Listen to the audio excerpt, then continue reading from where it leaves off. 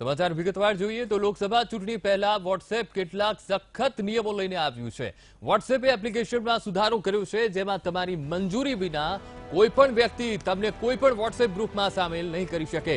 ગ્રુપમાં એડ કરતા પહેલા વોટ્સએપ મેસેજ થકી તમારી પરવાનગી માંગશે, સાથે જ 5 થી વધુ લોકોને મેસેજ ફોરવર્ડ પણ નહીં કરી શકાય। આ માટે વોટ્સએપનું ફેક્ટ ચેકિંગ કરવા માટેનો નંબર પણ જાહેર કર્યો છે। વોટ્સએપે પોતાના નિયમો વધુ સખત કર્યા છે। વોટ્સએપનું ફેક્ટ ચેકિંગ નંબર પણ તેણે શેર કર્યો છે। લોકસભા ચૂંટણી પહેલા વોટ્સએપે સખ્તાઈ દર્શાવી છે। પરવાનગી વિના ગ્રુપમાં કોઈને સામેલ નહીં કરી શકાય। ગ્રુપમાં એડ કરતા પહેલા વોટ્સએપ તમારી પરવાનગી લેશે, ત્યારબાદ જ એડ થઈ શકાશે। વોટ્સએપ ગ્રુપમાં સામેલ થતા પહેલા એક મેસેજ આવશે અને એક સાથે 5 થી વધુ લોકોને મેસેજ ફોરવર્ડ નહીં કરી શકાય।